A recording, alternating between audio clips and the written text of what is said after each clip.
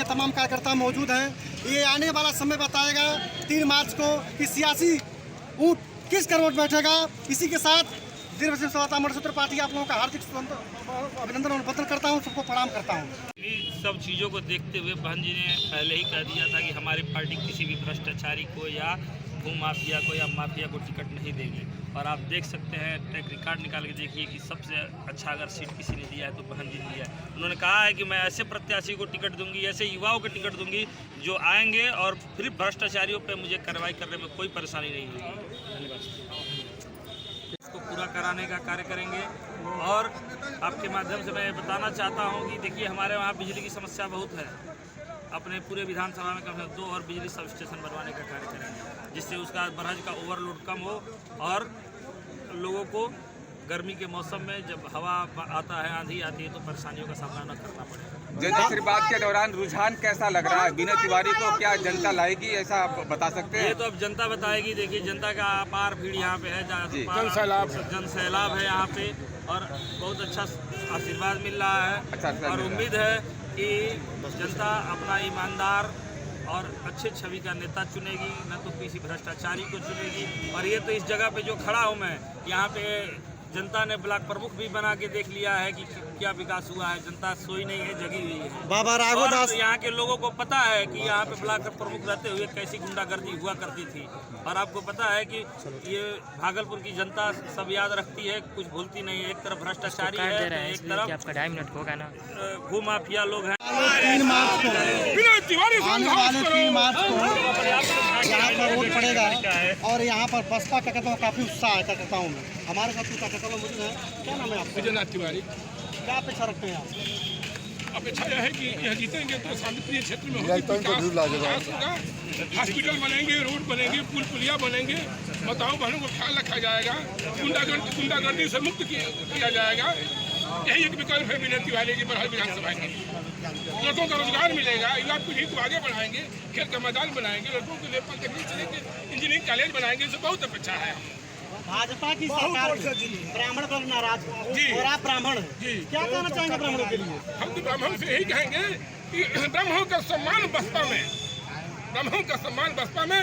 मैं चाहूँगा ब्राह्मण भाई से घर घर जा करके, गाँव जा करके, यहाँ से लेकर बराव तक, भूतनिपुरा से लेकर गणेर तक, मरकड़ा से लेकर महू तक मैं ब्राह्मणों से आशीर्वाद दे रहा हूँ कि अब की बार आप लोग विनय तिवारी को जिताइए, भारी मतों से जिताइए और अपने विकास कराइए। जो है एक साथ एक तरफा होता जा रहा है विनय तिवारी। इसका मतलब कि ब्राह्मण बसपा के साथ है? हाँ, एकदम सारा एक तरफा। विनय तिवारी जी युवा हैं जी, और हम लोग के बीच में आए हैं। विनय तिवारी से क्या अपेक्षा करते हैं आप लोग? बस इनसे यही अपेक्षा है कि यह क्षेत्र का विकास करें, विकास करेंगे, शांति और सबका सम्मान करें, सबके हृदय की बात को सुनेंगे। ऐसा ही हम लोग प्रत्याशी, ऐसा ही हम लोग विधायक चाहते हैं। कोई विकल्प नहीं है कि एक ही विकल्प है विनय तिवारी। ब्राह्मणों के लिए जिंदाबाद जिंदाबाद जिंदाबाद। इनसे कुछ जानना चाहेंगे, आप बताएंगे बसपा के लिए क्या अपेक्षा है आपसे? बसपा की अपेक्षा है कि हमारी उत्तर प्रदेश में मुख्यमंत्री मायावती जी बनेंगी तो सारे युवाओं को नौकरी और जो भी विकास का काम अधूरा है उसको पूरा किया जाएगा। आप विनय तिवारी के नेतृत्व में चुनाव हम लोग लड़ रहे हैं, आप बम्पर से हम लोग चुनाव जीत रहे हैं। गुड्डू मिश्रा जी से ले लीजिए थोड़ा सा। और हमारे बीच मिश्रा जी मौजूद है, गुड्डू मिश्रा जी, और ये भी कुछ बताना चाहेंगे बसपा के बारे में। आप बताएं गुड्डू मिश्रा जी, क्या अपेक्षा है आपको बसपा से? देखिए, इस समय चुनाव मैदान में उतरा हुआ है। हमको विनय तिवारी जी से यही अपेक्षा है कि अभी तक जितने लोग यहाँ से विधायक हुए हैं, भागलपुर को ये लोग छांट के अलग किनारे रखते हैं। इनको यहाँ से कोई ताल्लुकात नहीं, सिर्फ ये दिखाई देते हैं चुनाव में। चुनाव के बाद ये लोग भागलपुर को नगार देते हैं, यहाँ से कोई उनका सारोकार नहीं है। लेकिन हमें पूरी अपेक्षा है कि विनय तिवारी जी चुनाव जीतने के बाद भागलपुर में मुक्ति धाम बनवाने का कार्य करेंगे, युवाओं को नौकरी दिलाने में मदद करेंगे।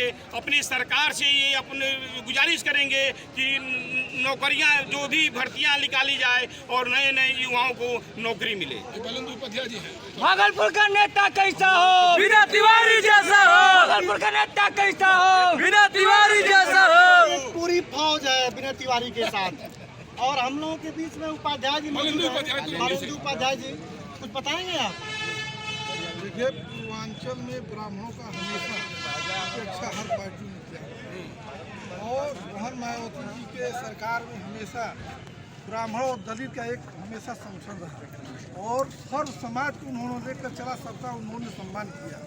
इसलिए हम लोग मोहन जी के नेतृत्व में भाई बीना तिवारी जी को यहाँ बरहट विधानसभा से बहुत मतों से विजयी बनाते हुए और इनसे उम्मीद ये करेंगे कि बरहट का सर्वांगीण विकास से करेंगे। जब तक सूरज चांद रहेगा विनय तिवारी का नाम रहेगा।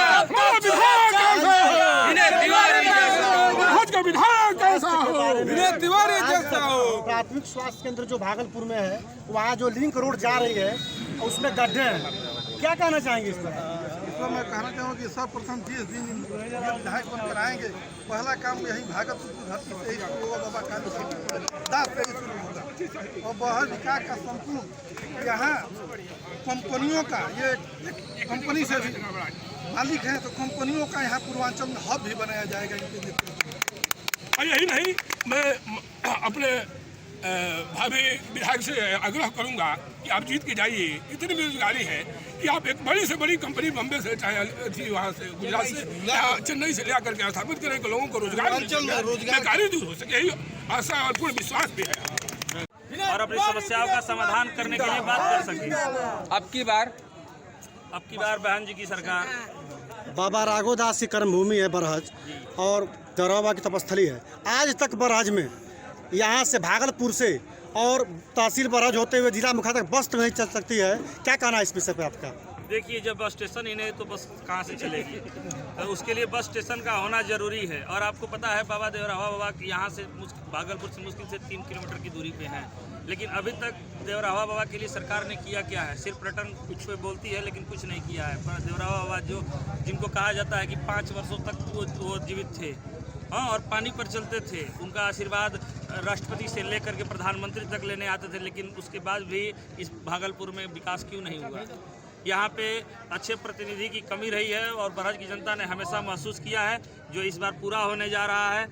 और आप देख रहे हैं कितना सारा जनता का आशीर्वाद मिल रहा है। आप युवा हैं जी, तो युवाओं के से आपकी अपेक्षा है, तो क्या कहेंगे युवाओं के लिए आप? देखिए, हम युवा हैं तो उनकी अपेक्षाएं समझ सकते हैं। हमको पता है कि उनको खेलने के लिए ग्राउंड की कितनी आवश्यकता होती है।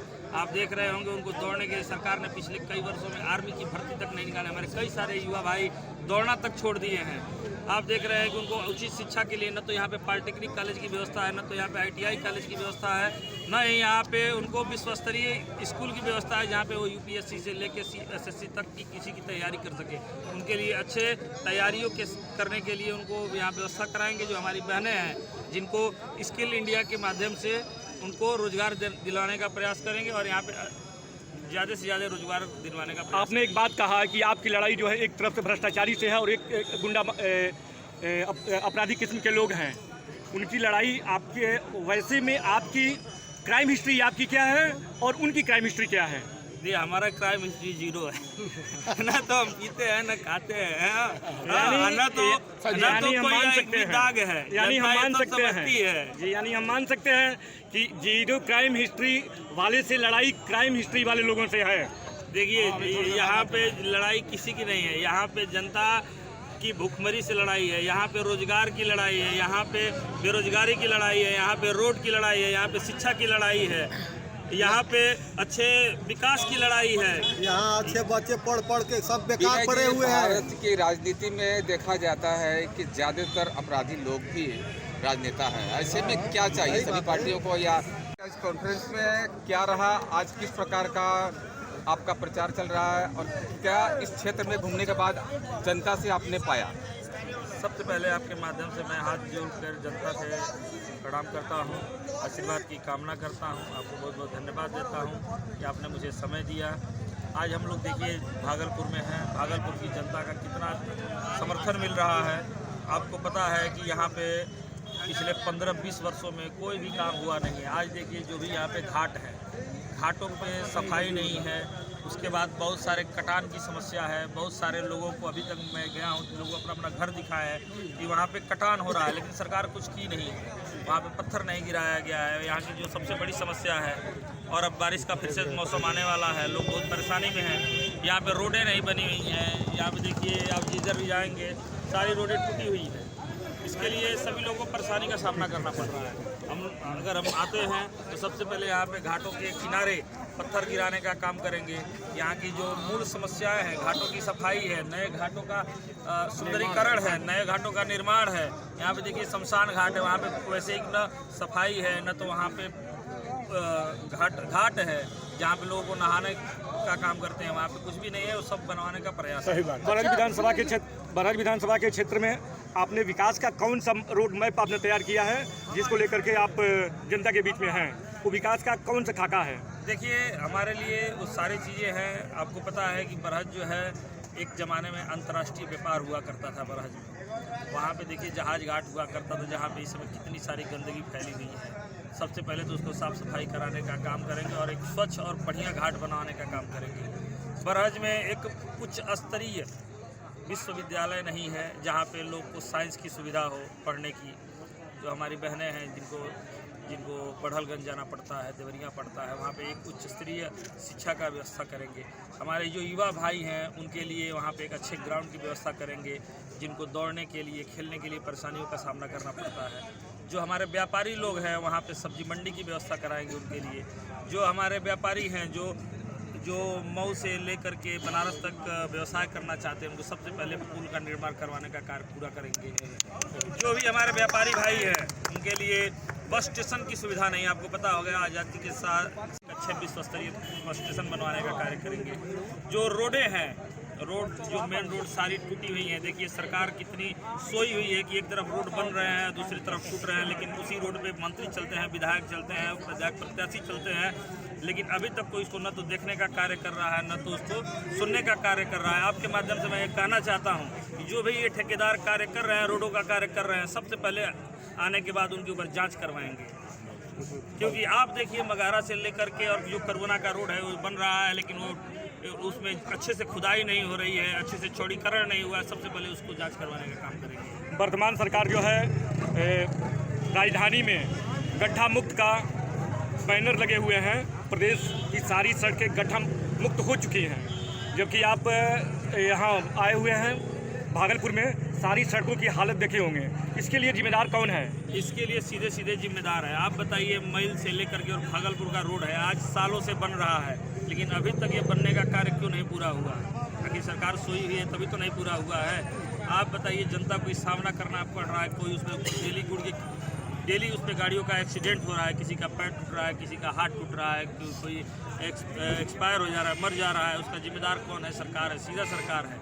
आप बताइए, यहाँ से आप जाइए, अगर घाट पे जाइए, रोड नहीं है, अच्छे साफ़ सफाई नहीं है। सरकार कहती है साफ़ सफाई का नारा लगाती है, यहाँ पे साफ़ सफाई कहाँ है? कहाँ गया सरकार का सफाई अभियान? कहाँ गया सरकार का स्मार्ट सिटी? कहाँ गया सरकार का भ्रष्टाचार? कहाँ गया बेरोजगारी?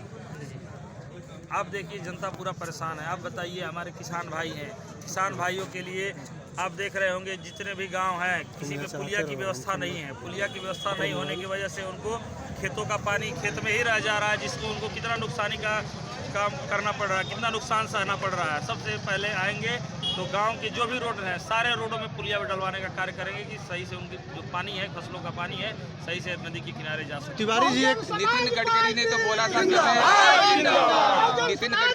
था मैं उद्यम गड्ढा मुक्त कर रहा हूँ, तो उसके बारे में क्या मंतव्य? और दूसरा, जो बरहज का जो जीवन रेखा माना जा रहा है पुल, उसके लिए आपकी सरकार आई थी तो क्या प्रयास करेंगे? देखिए, हमारी सरकार आएगी, सबसे पहले पुल को पूरा करवाने का प्रयास करेंगे। क्योंकि आपको पता होगा कि वो जो पुल है, जिससे हमारे जो व्यापारी हैं, मोहन सेतु पुल है, व्यापारी है, वो आसानी से बनारस जा सकते हैं, वो जा सकते हैं व्यापार करने के लिए। लेकिन इस सरकार 5 साल से सोई है, सरकार ने उसको एक ईंट रखवाने का वहाँ पे कार्य नहीं किया।